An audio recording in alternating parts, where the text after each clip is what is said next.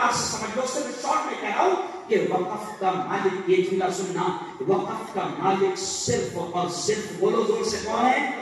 اللہ۔ یہ تو مسجدیں ہیں نا، قرآن کیا ہے؟ وَأَنَّ الْمَسَاجِدَ لِلَّهِ، مسجدیں اللہ کی ہے، اور جو چیز اللہ کے نام پر دے دی گئی اس کے ساتھ 12 کے اتارے پر اللہ کا نام لگ جاتا ہے۔ آج میں یادوں میں تھا، میں نے وہاں پر جمعہ میں یہ بات کہی کہ دیکھو سنو، اگر کوئی مرتے مثال کے طور پر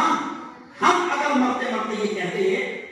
کہ میرے پاس 10 ایکڑ کھیتی ہے، میں مرتے یہ کہہ دوں کہ میں 2 ایکڑ کھیتی اللہ کے نام پر کر رہا ہوں، لکھ رہا ہوں، تاکہ وہ مسلمانوں کی مسجد کے لیے کام آئے، یا مدرسے کے لیے کام آئے، یا یتیم خانے کے لیے کام آئے، یا اسکول کے لیے کام آئے، میں اللہ کے نام پر یہ زمین کر رہا ہوں، تو یہ ہوتا ہے وقف۔ اب اگر کسی نے ایسا کہہ دیا یا لکھ دیا کہ میں اللہ کے نام پر دے رہا ہوں، تو اب اس زمین کا مالک کون ہو گیا؟ بولو زور سے، اللہ۔ اب ایسے ہی لاکھوں ایکڑ زمین، یہ جملہ سنا، لاکھوں ایکڑ زمین ہمارے پروجوں نے، ہمارے باپ دادا نے، ہمارے اسلاف نے، ہمارے بزرگوں نے، ہمارے بڑے بڈھوں نے لاکھوں ایکڑ زمین ہمارے مسلمانوں کے وکاس کے لیے باقاعدہ دان کر کے گئی ہے، اللہ کے نام پر دے کر گئے ہیں، لاکھوں ایکڑ زمین۔ اب کچھ غلطیاں صاحب ہم سے بھی ہوئی ہے۔ کبھی ایک صاحب نے وہ جو کلکٹر بنگلے کے بازو میں جو گارڈن ہے، اونچا ادیان، میں وہاں پر جاتا ہوں تو کل ایک صاحب نے مجھے وہاں پر باہر پکڑ لیا اور کہا کہ مفتی صاحب یہ ان کی نظر کیوں پڑ گئی اس زمینوں پر؟ تو میں نے کہا تو سوچ کیوں پڑی، تو جواب دے۔ تو اس نے کچھ سادہ انداز میں بولا کہ اپنے باپ دادا نے وہ جو زمینہ تھی ان کو اور نہیں سننا کیا نہیں کرے، اور نام پہ نہیں کرے، اس کا صحیح استعمال نہیں کرے۔ یہ جملہ سنو، اگر وہ اوقاف کی زمینیں ہمارے باپ دادا اگر ان پر مدرسے بنا دیتے، یتیم خانے بنا دیتے، کالج بنا دیتے، اسکول بنا دیتے، قسم اللہ کی کھا کر کہہ رہا ہوں کہ ان چوروں کی نظر پڑتی نہیں، کیونکہ جو زمین خالی رہتی تو اپنی بات اپنے رکھتے کہ نہیں رکھتے؟ ارے بولو، میں نے آج کہا بھٹکی برادری میں میرا بیان تھا تو میں نے بھٹکیوں بھائی کو سمجھا کر تھا، مطلب اپنے تقریباً 70% کپڑے کہاں رکھے ہوئے، جہاں خالی جگہ نہیں ڈال دی۔ تو اب ان چوروں کو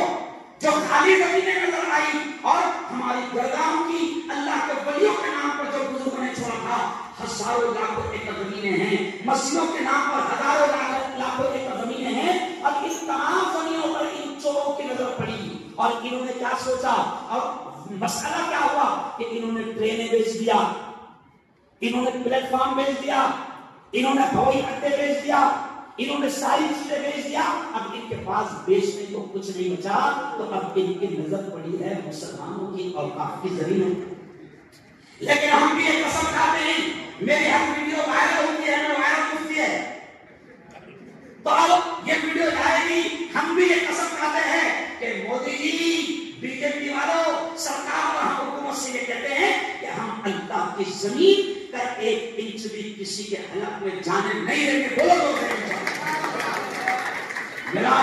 ناگپور میں میرا بیان ہوا سر، تو ناگپور RSS کا گھر ہے، تو ناگپور میں میں نے ایک جملہ کہا، بالکل ایک دم سادہ اسٹائل میں جملہ کہا، میں نے کہا مودی جی ہم بہت الگ لوگ ہیں، بہت خطرناک لوگ ہیں، اور اتنے خطرناک، میں نے مثال دے کر بولا کہ ہم اتنے خطرناک ہیں مودی جی کہ سگا بھائی بھی ایک بلاس اگر گھس گیا تو اس کو چھوڑ دیں گے ہم۔ اب شیخپور میں ایک جملہ بولا میں نے صاحب، آپ بھی تھے ایاد علی، شیخپور میں ایک جملہ میں نے بولا کہ مودی جی ہم اتنے خطرناک ہیں کہ سب کی بہن بھی گھس گئی، ایک بلاس کو چھوڑ دیں گے، اور شیخپور کے لوگ ہنسنے لگے، زیادہ ہنسنے لگے، تو مجھے بہت شک ہوا کہ یہ زیادہ کیوں ہنس رہے۔ تو بعد میں پروگرام کے بارے میں کرتے ہوئے کیا بولے، مفتی صاحب تم نے ایک بلاس کی بات کرے، ابھی جمعہ کے پہلے 1 انچ پر جھگڑے ہوئے ہیں،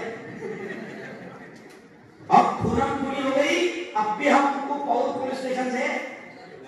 لائے، تو اب ایک بات 40 زمین ہم اپنی نہیں چھوڑتے.